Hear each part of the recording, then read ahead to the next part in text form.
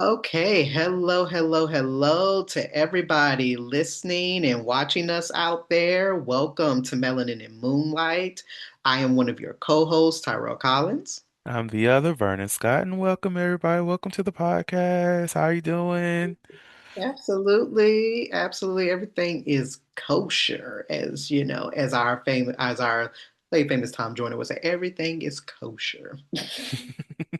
I've been enjoying this weather that we've been having here, like in the Ohio area. Like now, I'm not particularly like fond of like the area that I am that we've been having all these like surges going on, where it's like the lights will like go out for like 5 seconds, Oh. and and it's just aggravating just because I got to set my clocks. Again. Like And I'm then like, why Wi-Fi does has this? to reboot. Exactly. And like the last time it happened, I was in the middle of watching something very important that it happened. I'm like, oh, how dare you? No, I feel I'm behind and I have to wait.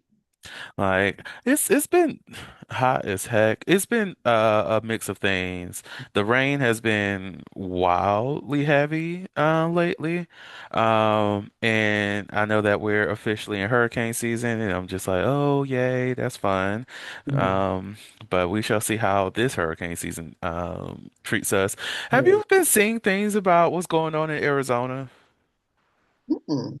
Uh, because I know it gets hot, and I need to text my friend Nicole later today, but I know it gets hot as heck in that state Yeah, altogether. yeah, it does.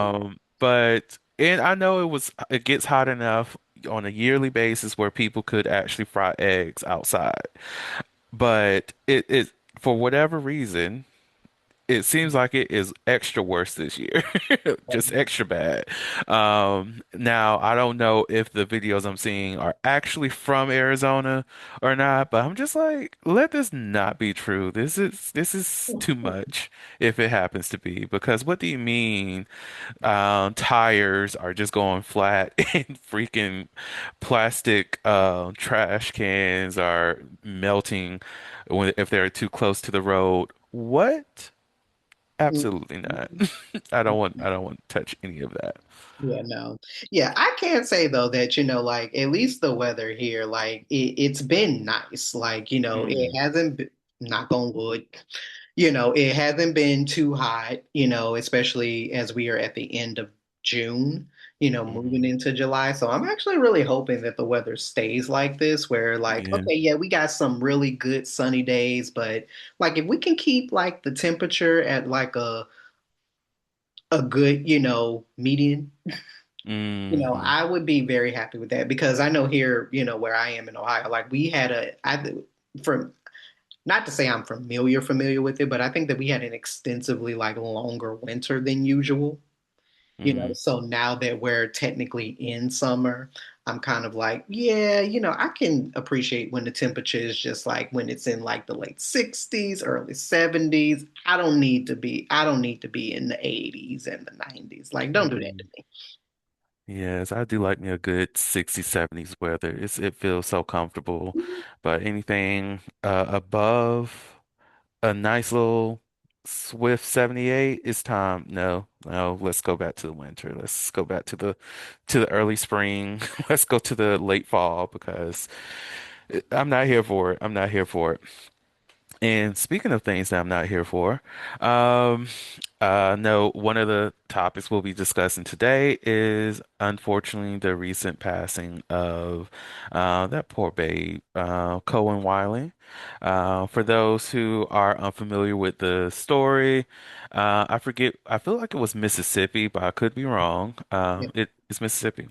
Um, so there was a call to, I don't know if it was just the system, like the Walmart system that made the call, or if there was an employee who made the call. But essentially, a call was made for law enforcement to intervene with a suspected uh, theft at Walmart. and apparently there were two women, one carrying a box of diapers, and the other carrying the baby, whose name is Kohen Wiley. And as they are, driving along, police officer shoots, injures one of the adults, and kills Cohen. And of course, from that, we get social media backlash and other people adding their 2 cents and community hurt, rightfully so, but and also news reports. Specifically something that really, and I'm trying not to cuss, but I might end up cussing, but really irked me in the aftermath of this shooting, this killing, this murder, is that there was, I don't know if it was the New York Times or it was some popular news company that described Cohen as a juvenile child. Mhm. And that just pissed me off because this is a baby, Mhm. and I know that they're using that term juvenile in order to make it seem as though he was a criminal. Mhm. Like, what 1-year-old commits a crime and Mhm. knowingly commits a crime? Okay, you take a baby into the store and they grab a piece of candy and they walk out. Okay, big deal, big whoop. But you describe a 1-year-old as a juvenile, knowing that most people who see this, one, see child, will think someone that's a little bit older than that, as well as when we utilize that word juvenile because of the carceral system that we have, it's automatically linked to criminal and not somebody that is young. So you think of people who are in juvie, people who are in the court system, people who are kids who have done harm to other people, be it just how they were raised or their circumstances. We see juvenile as someone who is who has some history Mhm. of community disruption, and to attach that to a 1-year-old baby, whoever wrote that article needs to get punched in the face. I want to say Mhm. worse, but that's not where I'm not trying to wish that onto that person, but I need them to know how much harm they are causing in framing this death, this murder in that way. Mhm. But what's your thoughts about this situation? Oh yeah, no, I mean just so heartbreaking and so tragic always. It's tragic, for it to happen to anyone, but the way that we feel about obviously our babies and our children in society is just it's just so senseless. It's always been senseless, but and again, we do have to, of course, always preface that, this is always, this is a continuous ongoing story. So of course, new information, of course, at certain points, may, come out. But I'm just trying to understand from how a situation escalated from theft, shoplifting to outside the store where police, law enforcement are attempting to stop a vehicle and we have moved towards gunshots being fired at that vehicle for again theft, shop. Hmm. And I'm just trying to still like wrap my head around again, a 1-year old child is dead. That alone, after an alleged shoplifting call, like that alone is like so outlandish, it's not even funny. Hmm. So I think that when things like this happen, we can look at the incident, in itself. We can look at, this is not just, of course, about an officer. It's not just about where the incident occurred. It's not just about one tragic moment, but about the kinds of situations that law enforcement are trained or permitted that turn deadly like this. Hmm. You know, and really we have to ask ourselves, what are you actually protecting in those moments? Property, Hmm. your authority, just because you can carry a gun, human life, clearly not. Because I'm having a really hard time again wrapping my mind around you thinking that it is okay, even if reports are right and the car may have been moving towards you to try to strike you. What possesses you to get out your firearm and start shooting at a vehicle? And it doesn't, and I'm not going to necessarily say it doesn't matter that a child was in the vehicle, whether or not you knew that or not. Just a simple fact. Why are you shooting at a vehicle anyway, not knowing who may be in that vehicle? Hmm. And I think that's the prime thing I can't get over. On Hmm. top of the fact that it ended up just happening to be a child that was in there. Hmm. So again, we're not talking about a situation where where somebody was taken hostage. Somebody was openly shooting at people. Again, we were talking about a theft, shoplifting, and now a 1-year-old is murdered. Hmm. So I can't wrap that around my head. And I think that rest in peace to, baby Cohen, that again, this is part of a, excuse me, just this larger conversation, I think, about policing and Hmm. how we think about public accountability.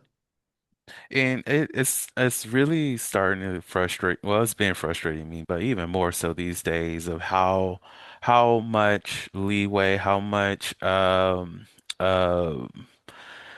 grace is given to poor policing, how much how much or how many times black people just have to defend our position of just living and existing without there being undue violence put upon us because this is a situation where things could have easily been solved without the use of violence, without the use of a gun or anything like that, regardless of if the vehicle was coming after you. I, I get it. That can be very scary, but could you get out of the way? Could you get yourself to safety and then take a picture of the license plate and then use that as a means to start your investigation? Could it be that, oh, I just came to the scene, the people might have already been out of the store. I don't know exactly what's going versus going after the first people that you see. You don't know really who you're going after. Hey, let's get the recordings from the store to see what it is that's considered being stolen. How was it reported? And then let's start our investigation. So when are we going to allow police officers hold police officers accountable for doing actual investigations that lead to arrests versus just giving them the leeway to continue to murder people on a regular basis for things that do not need that level of violence. This is a theft. This is shoplifting. Why is it that we are online Mhm. trying to um, say that it is okay for a police officer to open fire for an item that is less than $50 for any item that is stolen? Yes. There's insurance on these items that could potentially be shoplifted, so the store is going to get their money back regardless. So why do we have to use brute force, and why do we feel that it is important for us to justify the use of brute force for something that does not require that? We always think about the punishment that fits the crime. Okay, well, let's look at that. You say I steal an apple, I deserve to die. Mhm. What does that mean? Like, Exactly. And just like how you were mentioning about the language of juvenile, like even when you're reading news reports and we get bogged down with the language of, policy and procedure. It's like, no, like we should not be letting that language of policy and procedure numb us to the reality that a baby is gone. Hmm. Like, what is happening right now? So, in these kind of cases, we're not just talking about an unfortunate tragedy that has occurred. We're also talking about, again, like a system that too often turns, suspicion into pursuit. That pursuit now has become a deadly force, and that deadly force is now irreversible. It creates this irreversible loss. So it's like it's this loop Hmm. that you consistently go down. And again, it is not to say that, that tragic accidents and things like that don't happen, but we can't look at this as just some accident because it was an accident. It didn't need to happen. Again, nobody was in a hostage situation where gunfire was open, and little Cohen was just obviously caught in the crossfire of it. Hmm. Again, there was no reason or justification for why gunfire should have been open Hmm. in a shoplifting incident. Exactly. And even going on the idea of it being an accident. Okay, police officer shoots, accidentally kills a baby in that. You want to know what happens if a parent leaves their gun around a kid and their kid, shoots themselves and dies from that? The parent goes to jail. The parent is held accountable, regardless of it being an accident, Mhm. regardless of them forgetting that they left this device out and the kid, got a hold of it, or that they were in the car for a little while and an accident happened there. The parent is still held accountable. Yeah, So, like, okay, officer, if you want to say that this is a accident, okay, you still need to be held accountable for that accident. Go to jail. Because yeah, there's a baby who will not be able to s see graduating from high school. Won't be able to actually didn't even get into pre-K. Probably wasn't even in daycare yet because he's not old enough. He's lost so many things. His mother lost so many things. His father, I don't know if he's in the picture or not. I hope he is. His father lost a child. His community lost a baby.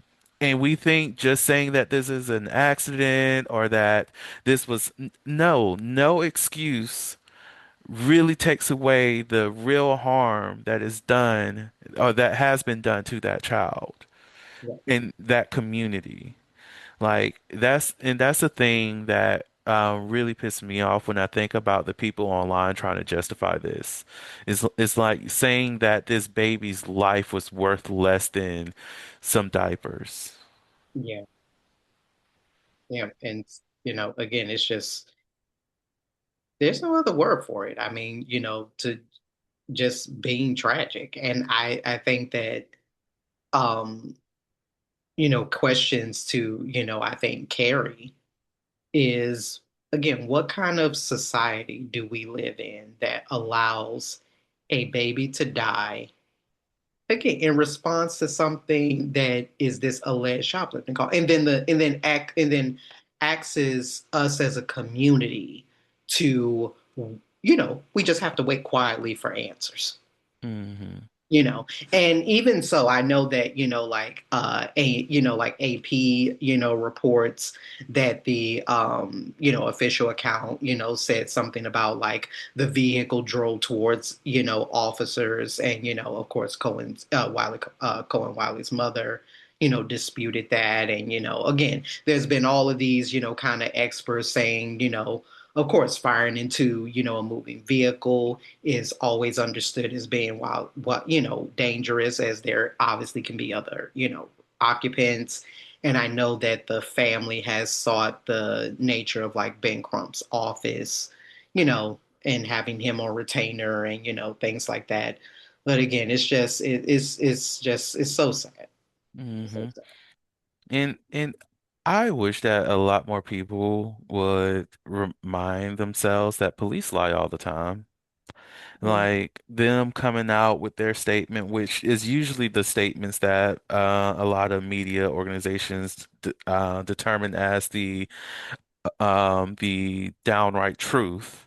mm, And especially those that may not have a local correspondent there to give some additional insight. But it's like, when are we going to also mention the history of police departments and their strong ability of fudging the records in order to save themselves? mm, And even with this, I don't know. It's very questionable to me in terms of a person's character as a police chief to go up there and mention that one, yes, we'll say that we're going to do an investigation, but still try to make an argument towards the support of one of their officers killing a baby, accident or not. We can acknowledge that this is a tragedy.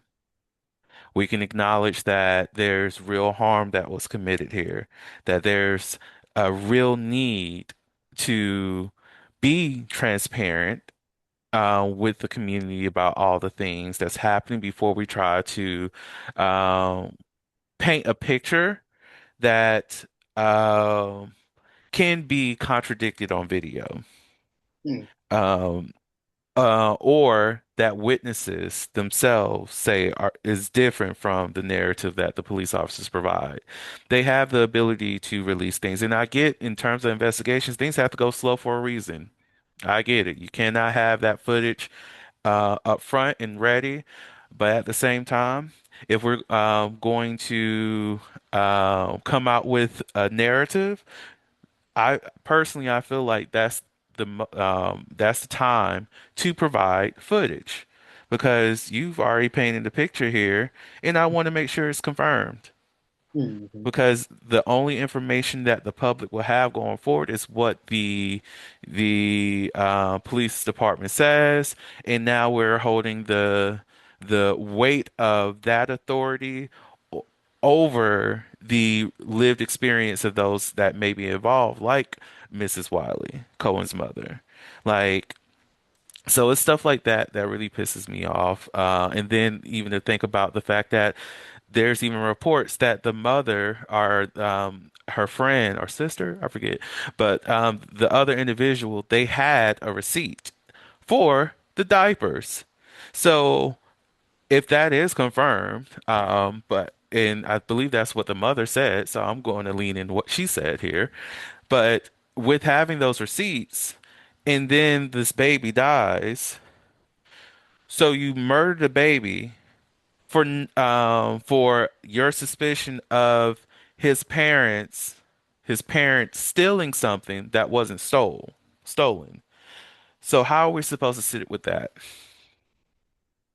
mm, Accident or not? So how are we supposed to sit with the fact that you got it completely wrong on multiple levels when honestly speaking, what would have helped is an actual investigation into the problem because a police training for the purposes of investigating an actual crime to ensure that you get the right person sounds like something that should be a norm versus just showing up and thinking that we got the right person and open fire and then what? We have to wait until somebody's dog is in the crossfire for people to actually be angry. mm. Yeah. It's so ridiculous. And again, it's just senseless.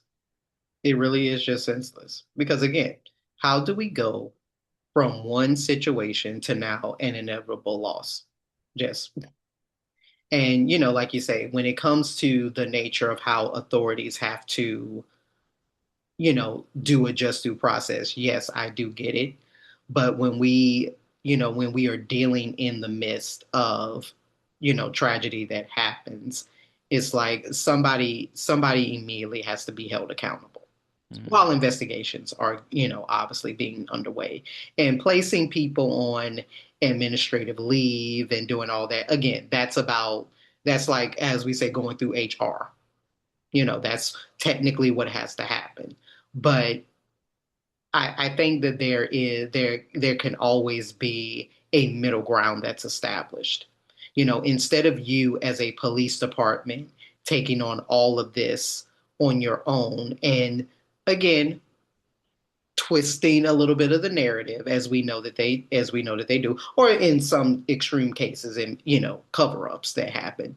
It's Mm, kind of like, all of us as citizens, as people always, and sometimes it's put in language like, if you see something being committed, like, you can make a citizen's arrest, and things like that. It's kind of like, we as a community or as a people, we all have to come together to solve what has happened, mhm. you know. So it's just, it again, it just, it's not right. It's not right, Not at all. you know.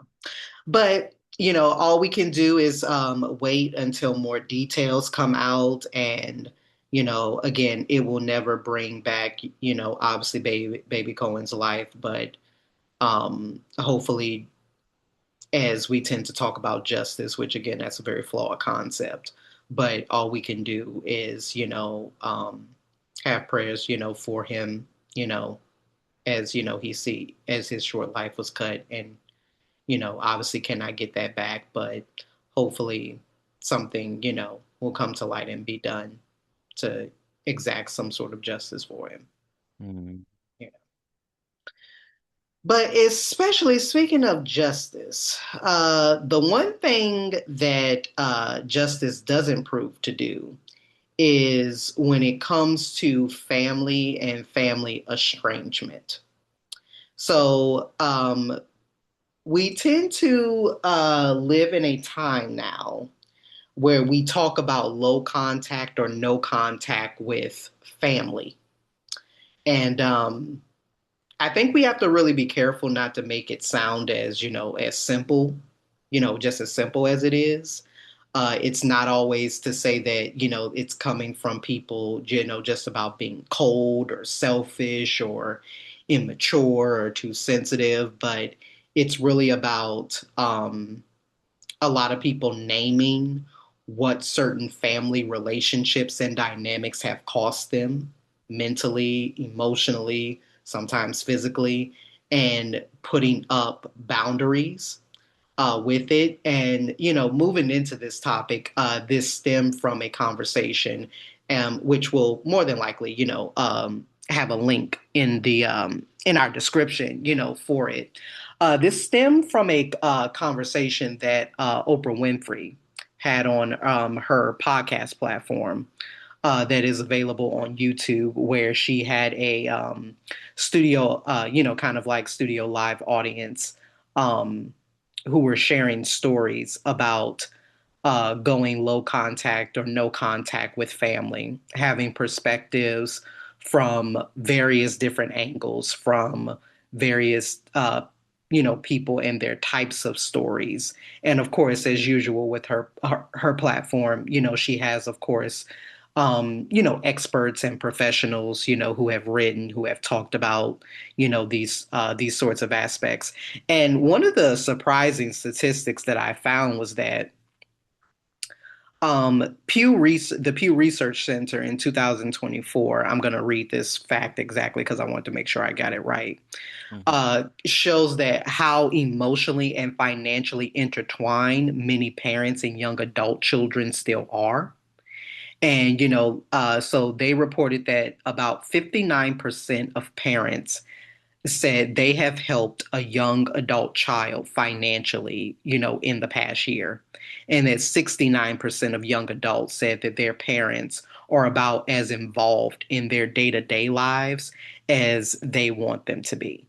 And so I thought that was very interesting. And to me, like, that matters because low or no contact is, yes, happening in our world where as adults, we are often still dependent on family, emotionally, financially, psychologically, all those types of things, while also trying to establish adult boundaries. And I think that that's that's a lot of times important because it's getting into that thing of when we talk about emotional exhaustion or unresolved conflict or family systems, it's about where in the nature of being either younger adults or older adults do we take accountability for the family aspects and dynamics that have gone on, and and how do we kind of reconcile that? Because again, for older generations, family is often framed as something you endure. You keep showing up.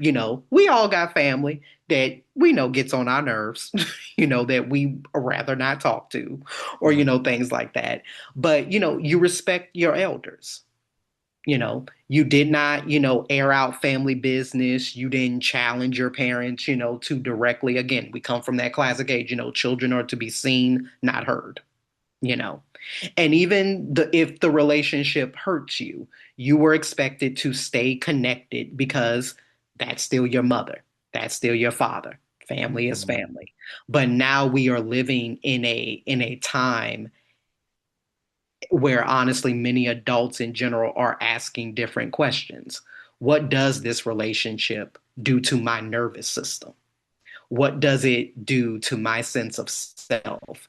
Can I be honest in certain family members' dynamics? Can I be an adult in this family? Or am I always forced back into the role of the child who needs to obey, who needs to forgive and stay quiet? And that works from both ends because we had a lot of older adults who have painfully had to go no contact with their children as well, for their own reasons. So I just, to, just kind of again open our conversation up. What is your kind of, just general thoughts around this kind of era that we have of low contact or no contact with family? Mhm. When my immediate thought, anytime I think about low contact or no contact within family systems, is that oftentimes it is for the sake of breaking certain generational curses, right? Certain things that became normal, like the concept of a child is supposed to be seen, not heard, right? And being raised in that environment can remove or strip a kid of their autonomy. And then to be an adult, understanding the world and trying to find that autonomy, and then trying to understand who I am as an adult and what that adult relationship looks like with a parent who believes that. Do I have say? And because I see myself as an adult, but they're only seeing me as a person who is a child to them or a person who cannot survive on their own. Now we're having this consistent conflict, and now as I'm trying to learn my autonomy and get used to that and understand what that is looking like, and then being told that my autonomy doesn't exist just because this person has to be older to me. And now we're at a stage of, do I want to continue to allow this, especially if I myself decide to have children? Or do I see this as being something that I feel comfortable with, knowing that if I stay in relationship with this person, that I have to sacrifice my own autonomy or my own sense of self in order to engage with them. So it's like there's I do believe that, making that decision, it is a tough decision. Be it you are the parent in this situation and you're having to go no contact with the child, or you are that child having to go no contact, especially if there is some type of financial dependence, because if you have that financial dependence on the parent, that means your entire role is going to be shifted. Hmm. That one, you're losing a a sense of stability, as well as you're removing something that was a connection to self. This is the person who raised me. This is family, right? And all the narratives that come along with what it means to be family. I'm going against all of that in order to fight for myself or to protect myself or to at least feel more whole. Like, I know, of course, there are some people who do the low contact or no contact out of spite, which is not healthy in and of itself, which I will always encourage people to at least talk to somebody, one, a licensed professional. For one, or intern, but or somebody who has some expertise in family dynamics or that can help you on your healing journey.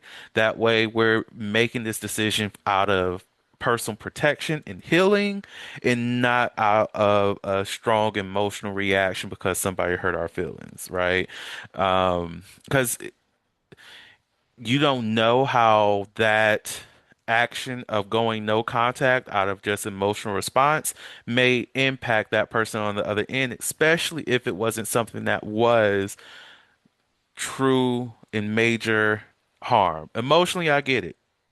There's a Mm, lot of emotions attached to it, so it may feel like that, but in the reality, it may not have been that.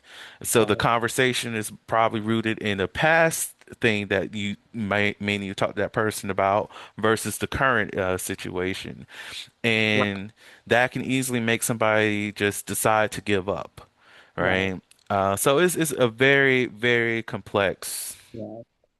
thing.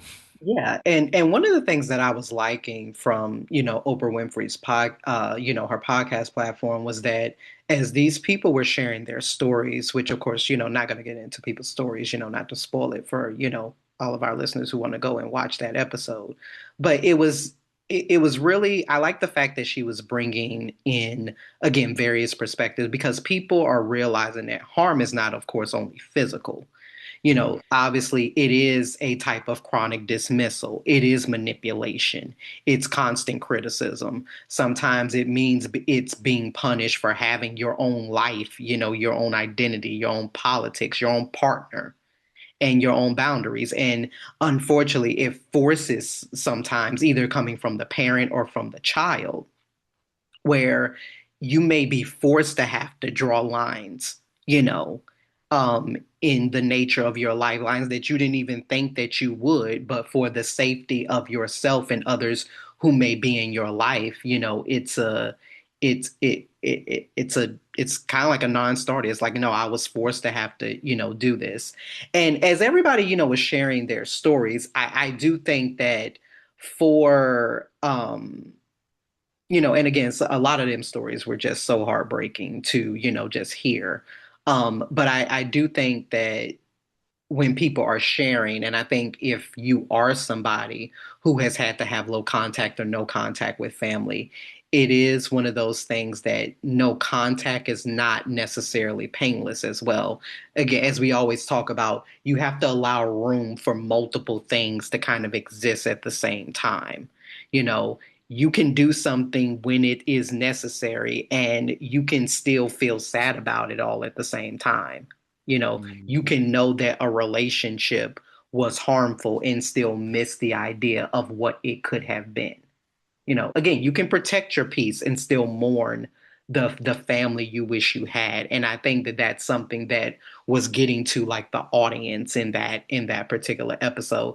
And as I was listening to, the people share their stories, as I was listening to the experts share their expertise, I kind of came to like the middle ground, besides for the few people that were sharing about physical harm and physical danger.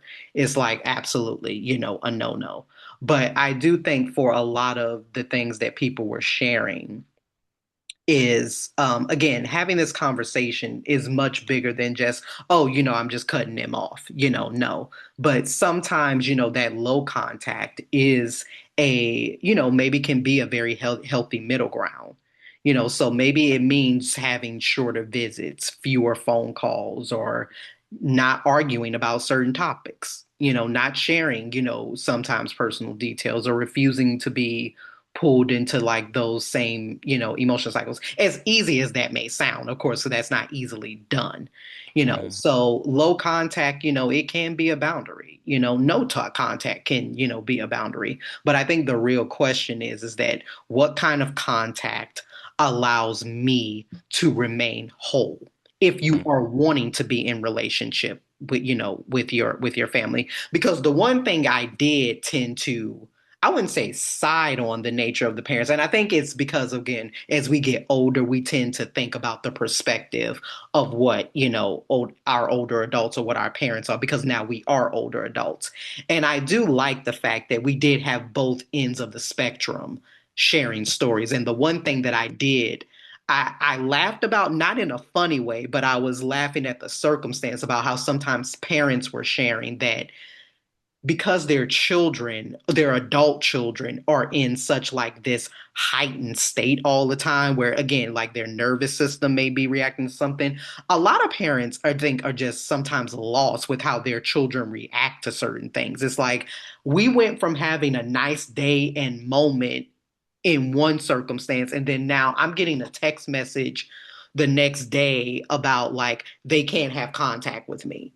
And so, like, you have sometimes parents are like, I'm like completely at a loss. How did we go from this to this, Mhm. in the course of a second? And when they're sharing things like that, again, not having the perspective of the kids, so all we have is their perspective. But I am wondering what is happening in those moments, to kind of facilitate that. And I do think coming in from a younger generation, I think there is merit to say that, a lot of times, as much as we want to try to put blame or put the attention on older generations for how they did things, how they, did this or did that, that you also have to take accountability being a younger person as well, to be like, well, no, that's not good conflict resolution. Mhm. And again, to not put yourself in situations that you feel are harmful, to you. But at a certain point, if you want to try to have some aspect of a relationship with your mother, your father, your aunt, whoever it is, you have to do a little bit of the work. You can't just say that, oh, because they don't understand me, they don't get it, they don't listen, this and that, I just can't talk with them, and just leave it at that. Mhm. At some point you have to make the effort. If you are in case are dealing with people who also want to make the effort. Because if you don't, then it's like, okay, well, what are we doing? Mhm. Yeah. And I'm thinking about when we were talking about like things are going good one day, then the next day I can't talk to you anymore. And that is something that it happens, right? Mm, And it is worth reflecting on what could have been the potential things that triggered that person to want to go low contact. Even though things look good on my end, it's I'm lacking the perspective of the other, right? Because I'm thinking about the situation. You know what? Actually, because I was thinking about Monique and her child, but I feel like a better one would be Kurt Franklin and his son. Right, a couple years back when they had their online beef or whatever, and Kurt Franklin's son, came online saying all these other things, about his experience with his dad, why he doesn't interact with him as much as he used to, and all these other things. And then, of course, Kurt Franklin did his little clapback, which. Looking back at it, I'm like, I understand why your son doesn't want to be in contact with you if this is what you do. Um, but at the same time, I can get, the parents' anger and all this other stuff that's going on. But, seeing how people looking at that think the common thing I remember hearing is your dad was famous. He took care of you all. He made sure y'all had food in your bellies, blah, blah, blah, blah. All the things that comes along with the wealth. But the thing that I wasn't hearing is people going back and like, but at the same time, Kirk Franklin, your son sounds hurt for real, mm, right? And rather than leaning into the hurt, we're going into all the things that I did for you, right? All the things that I did to make you comfortable. And that framing of it in and of itself. can justify that willingness to distance. Because let's say that day before, they're having a good time, and next thing you know, there's a little bit of conflict, something small, and a statement of, I've always done all I could for you all, and here you are acting this way, Mm, right?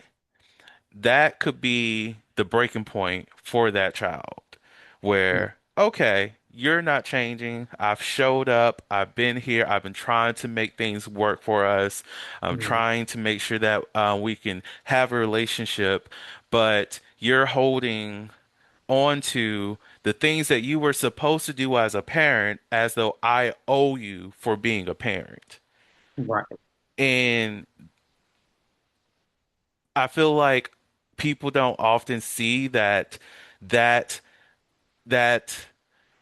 parent guilt thing can Mm, be the thing that push their kids away, right? mm, Because it's refusing to see them as someone that myself and my partner, be it willingly or unwillingly, brought into this world and had to deal with us bringing them up mm, and removing the idea that all the things that I did in their life was perfect or yeah. automatically benefited them, and there was no harm in the way that I raised them because maybe I was raised this way and I turned out good, right? So Yeah. sometimes it's just reflecting on, am I in these moments that I shared with this person the day before, was I centering myself or was I centering the needs that they brought to me?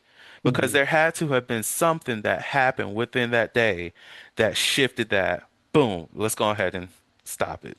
Yeah, and and I think that the reason why I'm not going to say obviously it's not just one reason, but I think a primary cause of why we're in this kind of era of this low contact or no contact kind of state with family is because um young adults today obviously we're reaching milestones very differently in life than 30, 40, 50 years ago. Like people are marrying later, delaying having children. Or, I mean, there's so many ways to have children now, to have Hmm. children now.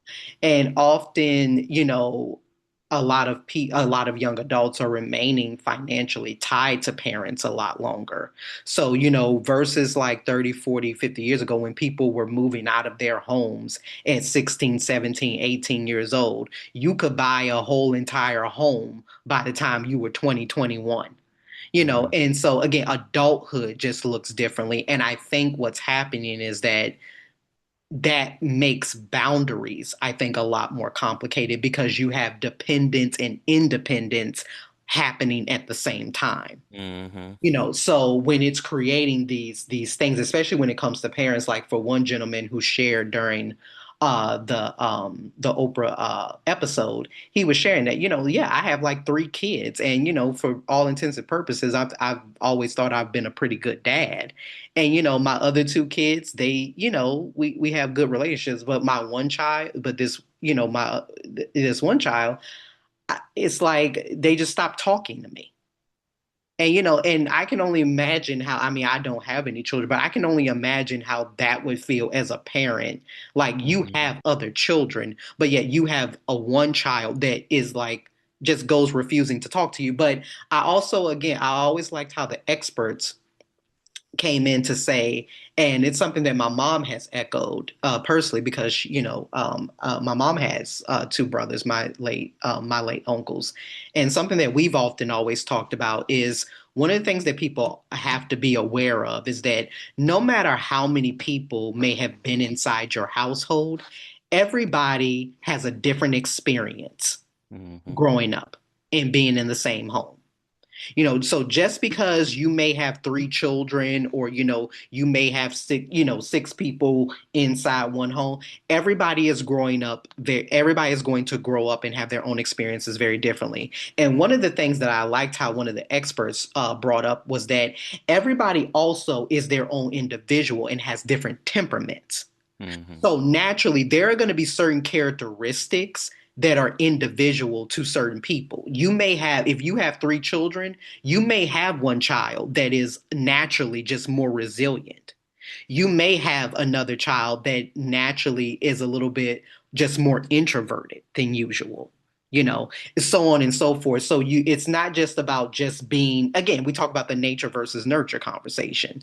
You Mm-hmm. know, yes, you may environmentally be in the same place, but temperamentally, characteristically, because you are your own individual, we're going to deal with circumstances differently, you know. Mm-hmm. So it's a very important message to, you know, especially to parents in saying that just because you may be in a household that may have multiple children does not mean that you can be the same parent to each one of your children.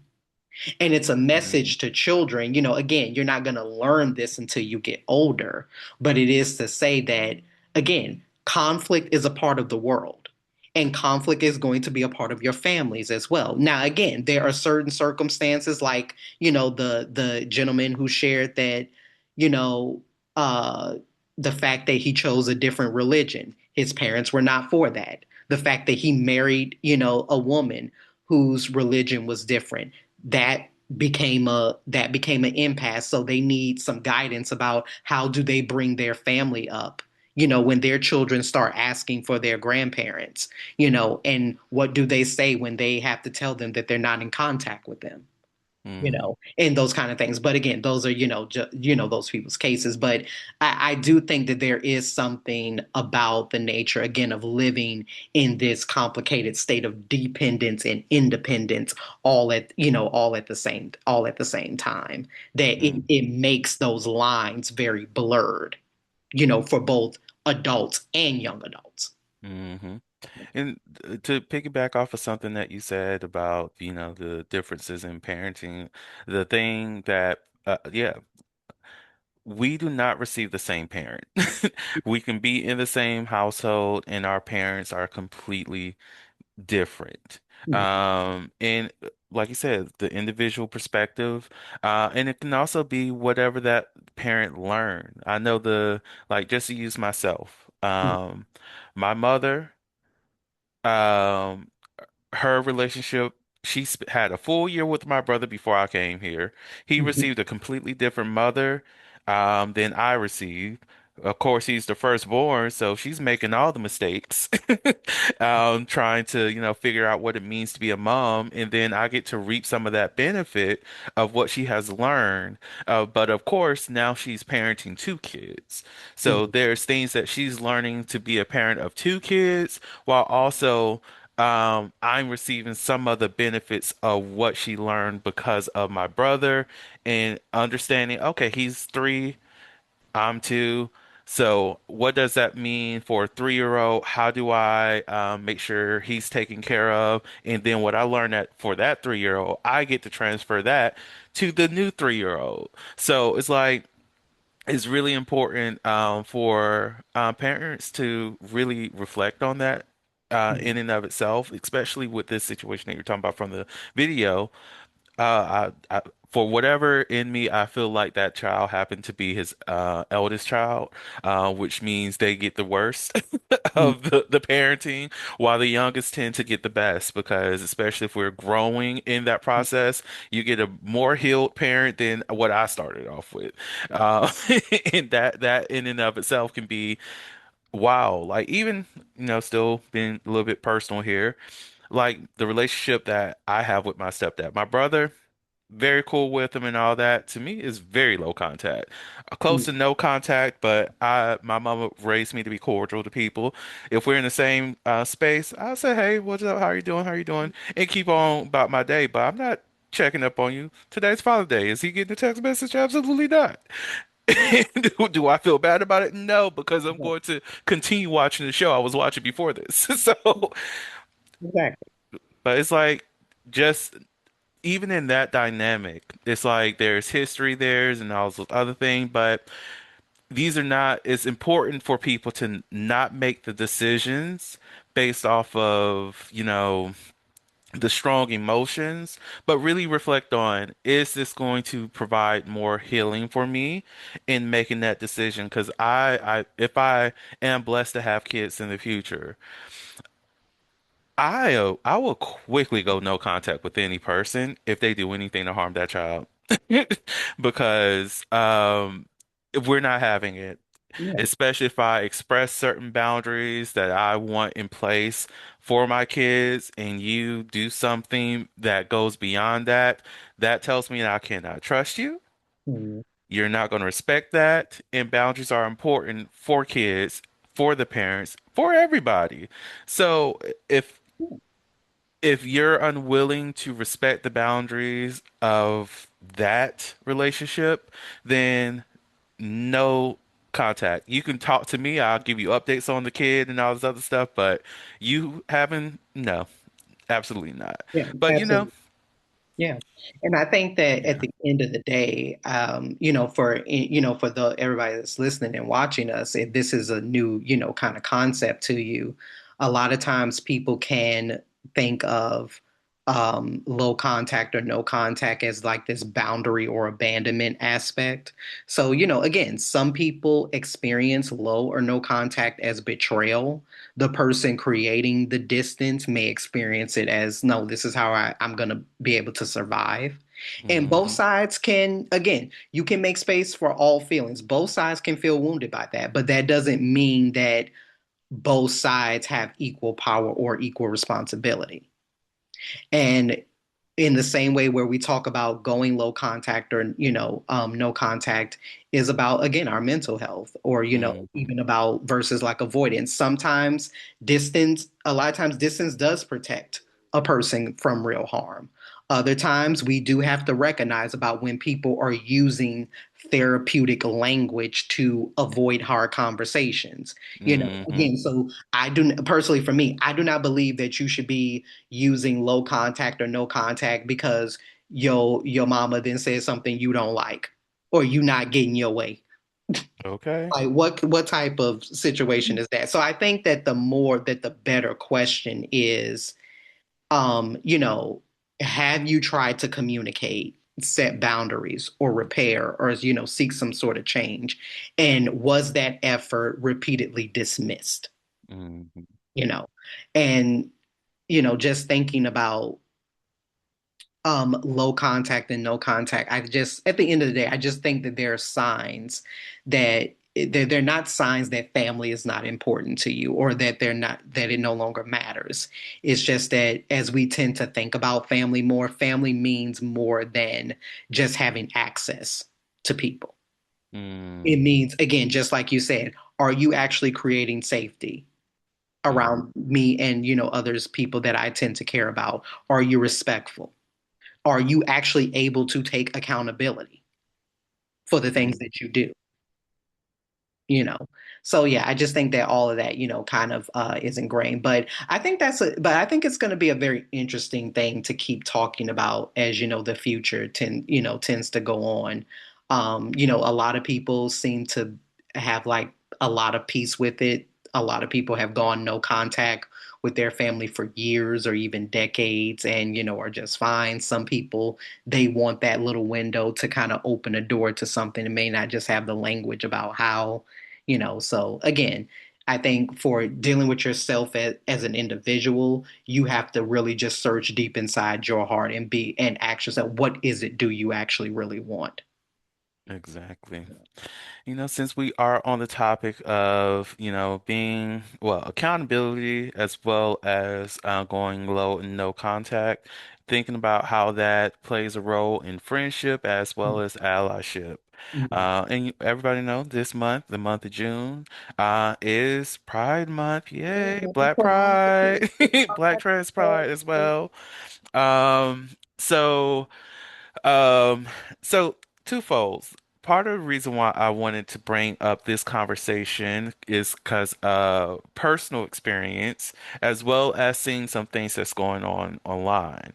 So I'll start off with the online situation, then go into the personal thing. So, um, the conversation, because I know there's been many social media creators who been strong advocates for like the queer community, and people start following them because they like the support and all of that. And for whatever reason, in this year of 2026, some of these same creators who's had a past of being strong are significant advocates, are allies. And I'm a firm believer that it is the people of the community that gives you that title. You don't give it to yourself. But that some of the allies for queer folk decided that they were going to lean into the religious narratives a little bit more during this month of Pride for whatever reason, which has caused them to lose some of their followings. People call them out, and also people misusing religious psychosis, which I just encourage people to actually look and see what that really means. As a person who's been through psychosis before, it's not that simple.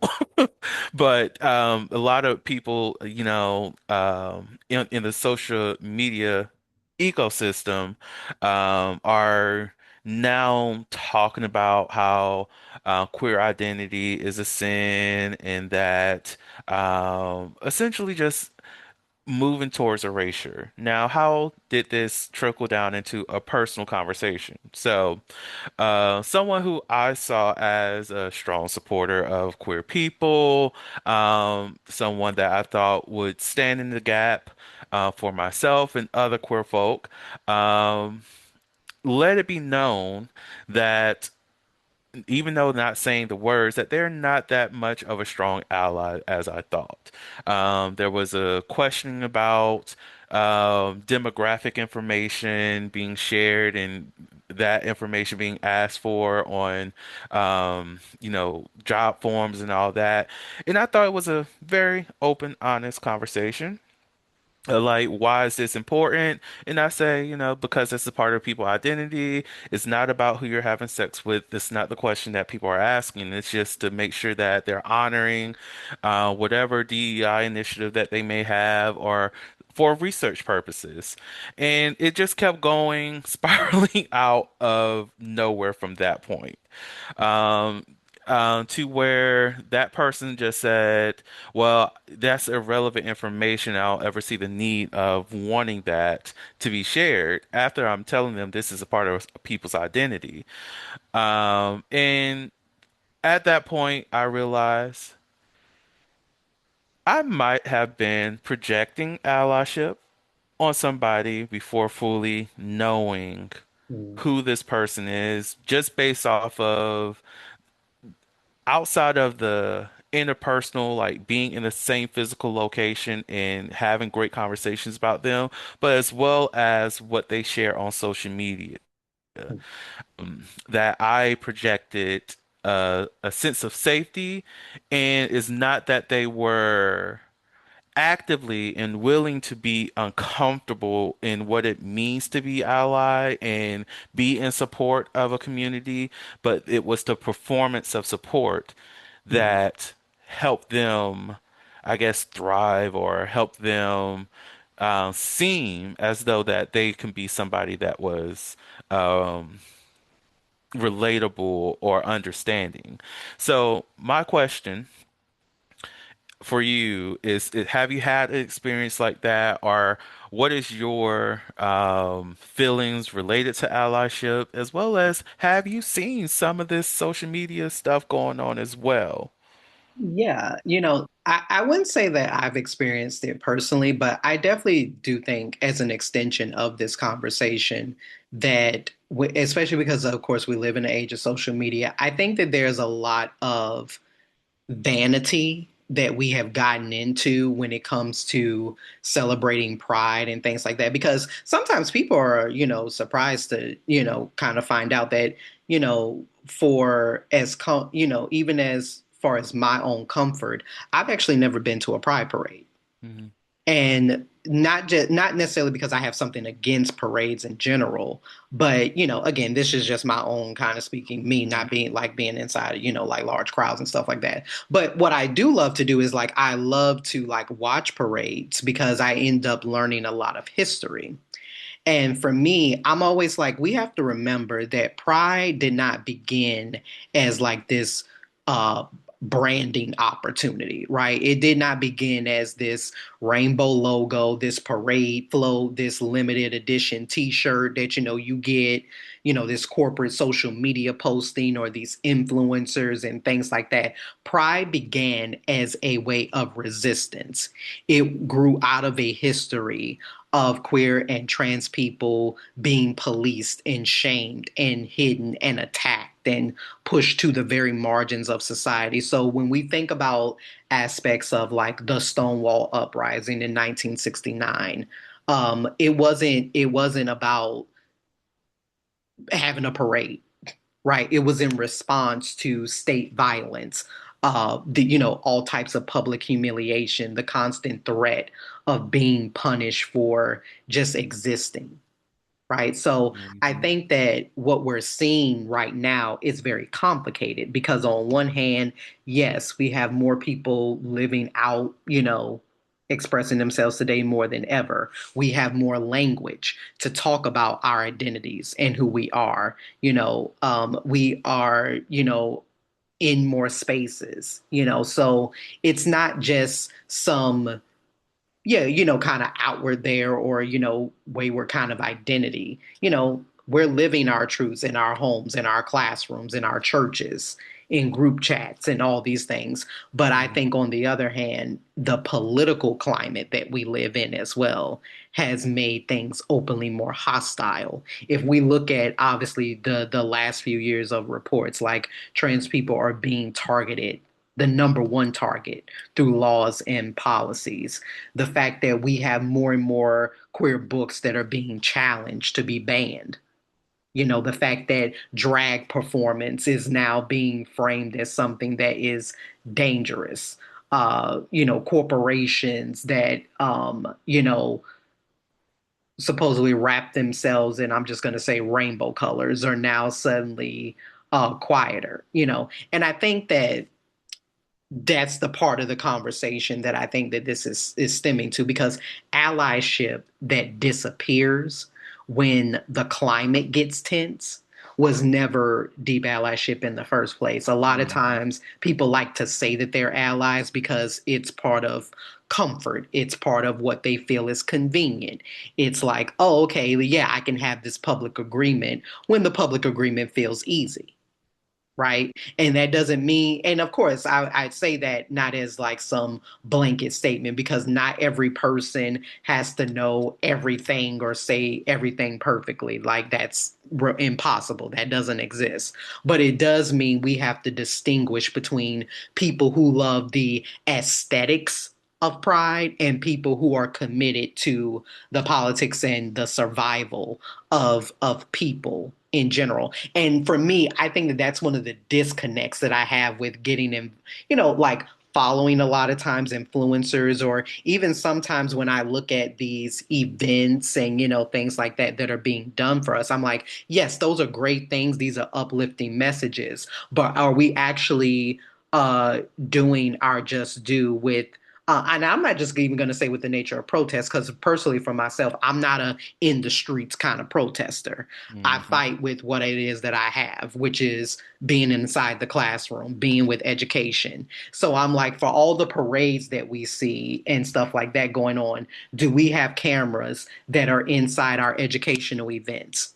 Or our panels that are taking place? Like, are we having, again, some sort of equilibrium, some sort of balance, to say like, no, we do not want to just project the image that to be prideful means that, oh, you can just tattoo, a sticker on yourself or come and show up at the pride parade and it's about dancing and partying and all of this, kind of, fun aspects. Yeah, yeah, we can have fun, we turn up, but let's not forget about what the symbolism of pride is supposed to Mhm. mean. Do not tell me that you that you believe in my that you believe in my rights to exist or to have a family and things like that, but then when it comes time to actually show up, you're nowhere to be found. And again, you showing up does not mean that I expect you to be out in the streets, protesting, but do not say one thing to my face and do another behind my back. Hmm. you know Exactly. Like I would say some on some level I do be looking for people who's ready to throw a brick with me because like I know a part of it is like it is me projecting some of myself onto other people and I'm able to see the people who are consistent, right? That even though you may not throw a brick, you will yell at somebody, right? So that I'm cool with. Like I know for myself, I will go to bat for trans people, black women, black men, blackness in all aspects. So it's like you don't you can't just operate in a space with me and just outright just consistently be disrespectful towards black women and think that I'm not going to say anything about it. And think that I'm not going to check a person if need be, or at least have be willing to have the conversation about, okay, this is where you got things a little bit wrong, right? Mhm. If the people if your allyship doesn't even allow you to engage in those conversations, then you were never an ally. You were never willing to actually be a part of making sure that, you know, people who may live life differently from you will have that opportunity. And I even see this in racial things too. If you're not willing to make your other people feel slightly uncomfortable by engaging in a conversation with them, then it's performative. You're only doing this in order to make yourself feel good, which, okay, I get it. That's fine. There's people who wear Black Panther attire because they just like the aesthetic of it and they like the history of it, but they don't like the work of it. And, and yeah, I see some problems with that, but I get it. It's the performance of it all. But why And not be willing to be out in these streets and exactly. throw these bricks? Exactly. Even when you're not in true allyship, just even the nature of how you ask questions can be, you need to take stock in. Because I think sometimes people be like, oh, I'm just trying to learn or I'm just trying to be open. But it's kind of like, are you or are you trying to, patronize or make one person like the be all for you. And the reason why I'm thinking that is because there was a clip, and I don't know how old this clip is, or maybe it's a fairly recent clip. The podcaster Jason Lee, Mm, who's a black man, part of the queer community. He, of course, has a lot of celebrity guests on and stuff like that. And I don't know if recently he had the music producer Damon Dash. He had Dame Dash on. And they got into a conversation about, I don't even know how they got into this conversation, but again, just taking a little snippet of a clip. And it's kind of like Dame was asking, like, why would you like be gay or something like that. The whole question was centering, I guess the part where he was trying to come from was trying to say like, no, I don't have anything, like for him, it was like, no, I don't have anything against gay people or anything like that. I support whatever you want to do. But I guess obviously from him coming from a heterosexual mentality, it's kind of like he was just trying to, I guess, kind of understand like if you are, you know, trying to understand like I guess the reason about why. Like if you have the nature, I guess, of beautiful women or things like that. So I guess really trying to understand, like, again, as we go to the age-old question, is being gay a choice at some point, or something like that. And I think the way I interpret it is Jason Lee, I think, even though he is the host of that show, would feel very uncomfortable not necessarily even uncomfortable, but it's kind of like, how do you even start to kind of answer that question? So instead of Hmm. answering the question, it's almost like, it's almost like, I think the way he interpreted it is you asking, well, why am I gay? So it's like, I'm just going to counter of, well, why are you straight? Hmm. So because it's kind of like we can't and again, wrong time, wrong place to, I think, even have a conversation like that. Again, that moves into philosophy, religion, sexuality. All of those kind of things are always complicated. And I bring that up to say, like, again, even with the nature of like the questions that you tend to ask, it's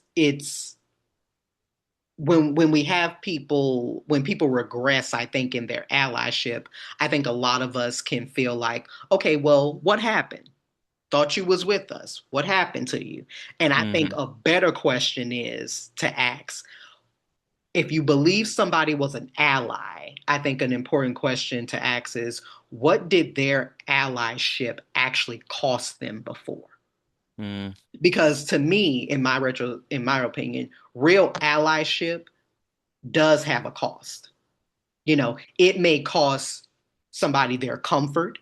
It may cost them their silence. It may cost them proximity to people who may want to stay neutral when it comes to certain things. And especially, I do think a lot of times that happens where it's like something will happen and then somebody will look to you. They want your insight. They want your opinion. They want you to take a stance with something. And, sometimes you could just really have that attitude like, I just really don't give a shit. No. Hmm. Again, and I even sometimes I have that not necessarily that mentality, but one of the things I jokingly say, and as a joke, but it really truly is, I'm like, one of the greatest things for your health is you will be surprised about how much peace can come in your life when you mind your own damn business. Yeah. You know, and I'm not saying that, you should not have an opinion or not have an insight when it comes to certain things, but I'm like, you got to choose in life when to speak, when to actually stay silent, when to actually get involved, and things like that. And for everybody, that is going to look different. Hmm. And so when we talk about what allyship may cost somebody, it may cost them allyship is going to cost you your ability to be liked by everybody because you're not going to be liked by everybody, Exactly. you know. So, And it's important to become comfortable with that fact too. Like, going back to the thing about cost. Part of like I'm really thinking about me. So one, I've mentioned it before, I'm a member of Phi Beta Sigma Fraternity Incorporated, but I'm not financial. And the part of the reason why I'm not financial is because my own belief in terms of the membership, some of the statements that they've made in terms of not allowing trans men to become members of the organization. And there was some other stuff that happened some years ago. But anyways, even with that, I'm not denouncing people. mm, I enjoy my work, mhm, but I'm not financial for a reason. But like at the beginning of this month, there was this post that was put out by the organization about pride and whatnot, which I was great. We're finally acknowledging the fact that we have queer folk in this organization, and we're standing firm in that acceptance.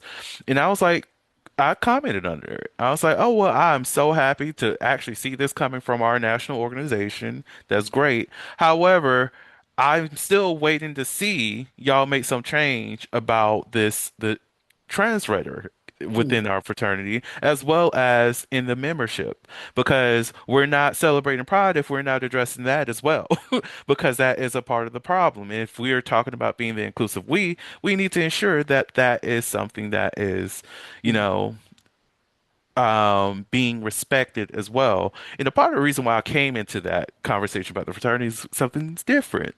mm, It's more about the performativeness, right? right, And I promise I'll be quick. But call out when you call it out, right? But of course, there was a situation that happened not too long ago where the that UFC guy decided to call Michelle Obama a man. He doesn't get any, fuck him. Nobody cares. He's mm, unimportant. So. to see there be a national statement from the National Panhellenic Council with all the fraternity organizations denouncing that behavior and saying things about respecting black women, right? And specifically naming Michelle Obama in this. My immediate thought, well, where was this announcement when I forget her name, and it sucks that I didn't even look this up beforehand. But why is it that we didn't announce the member of Omega Psi Phi who murdered his wife? Mm, Because that was violence against women. Where was this when other men mm, outside of the organizations committed harms against women? Do we really care about the harms against women, or do we only care about the harms when it benefits us by aligning ourselves with a popular black woman mm, who is historic mm, for what she's done as well as the role she played for the country and who she was married to at that time as well? Are mm. we only being supportive of black women because we have an opportunity to denounce behavior that is causing emotional harm to this particular black woman, or are we going to actually take this serious and even address the harms that our own members contribute to their individual lives with their partners who may or may not be women? Exactly. Exactly. Yeah. And I just think, yeah, definitely. Definitely. And I just think at the end of the day, that the larger message about pride and allyship, um, when it comes to sexuality, race, class, all of those, kind of intersecting, kind of identities, is having pride is more than just a moment. Hmm. It definitely means that it's about acceptance, because acceptance is not the same as protection. Visibility is not the same as safety, and representation is not the same as rights. Hmm. Because again, one of the prime things I remember from my mentors at college, because again, went to a HBCU proud always. And one of the things that was key, that was said on one of the first days, I remember I was in one of my business classes, even though I wasn't a business major or anything. But one of the things that was key that they said in business is that just because people invite you to a table does not mean you have a voice. So if you really want to have a voice, create your own table. Okay. you know Absolutely. and I think that when it comes to, again, we have to tell the truth, the truth. Pride is not just about being seen. It's about refusing to disappear when we live in a world that becomes uncomfortable with seeing who we are, and that comes in all fashions. So when people say that they support, queer folks, or or black women, or one of those things. One of my favorite lyrics off of the rapper Nas's last album is, he has a particular song, and in one of his lyrics, he actually says, "Stay out of a black woman's business unless you vested in it." Mm. you know so it's like, and I think that that's something to carry for all types of, people. With If you're going to say that you support, a group of people, or support a cause or anything like that, does that mean that you just support the joy, or support this, like, in a outer space kind of aspect, or does it mean that you actually support the rights of people, because they are not one and the same? So again, Hallelujah. when it comes to pride, you showing up to dance and, celebrate and have a drink and, again, be a part of it. That's all well and nice and all. Nobody's discounting that. But does that mean that you actually support people's rights? That part. Because if not, then, you can step to the left, get out of my face. Because it's like the rights for me matter more. And I'm not going to speak on other people, for what matters to them more. But to me, you showing up at our education talks, at our panels, making sure Mm, that you are an advocate. And being an advocate does not mean that you have to be the most boisterous person in the room. It does not mean that you need to be carrying, wearing t-shirts and holding up signs, but it's about you being present and you actually being active and making better choices. Because by you making better choices, it helps other people make better choices and to call out when bad things are happening. So do not just surround yourself with queer folks and yeah, you have a good time, you this and you that, but yet you willingly align yourself also with people who degrade us as well. mhm. Just don't be two-faced. For me, that's one of those things. Just don't be two-faced. If you don't like people, then just say you don't like people. Exactly. There's You no know, reason to create a facade. like this reminds me of why I'm seen as a very problematic employee. Because it's that advocacy side of things. It's like I'm going to say the thing, Yeah, even if it's not going to be for me directly.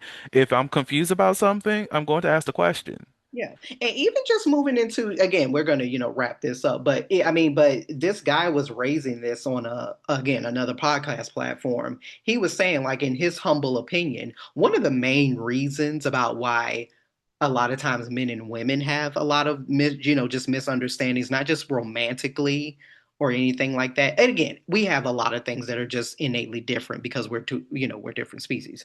But innately, I loved how he called out is just if you actually just really talk to men, men actually a lot of times just really don't like women.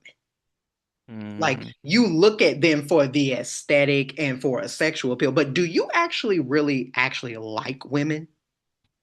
Like to actually sit down and talk with them. And actually, that goes vice versa as well.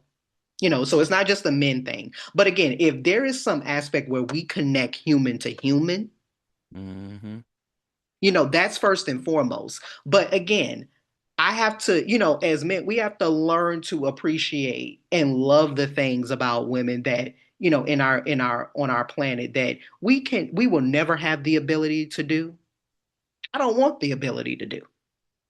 And vice versa. So, again, these conversations, they extend to, just to so many, aspects and avenues. And so, again, when we talk about the regression in this kind of allyship, it shows us that people can be comfortable with visibility only as long as it doesn't require them to defend Hmm. that visibility. And Exactly. so that's something, just to keep on the watch for. Mm. Alrighty, well, we're at that time to go ahead and wrap things up, but just in case, is there anything else that you would like to share before I close this out? No, just wonderful, wonderful as always. Yep, yep, yep. Um, yes. Okay, so what am I doing? Okay. Brain fog, it is what it Yeah, is. it's been a I'm long here. week. Y'all, it's been a long week. It's been a long It's week. been a long It has. But anyways, thank y'all so much for listening. Thank y'all so much for tuning in to Melanin and Moonlight, your late night space for deep, thought-provoking conversations about sex, culture, and the well-being of the Black community. Don't forget to like, subscribe, and share the podcast to keep the conversation going. Until next time, keep the vibes flowing and your mind open. Bye. week.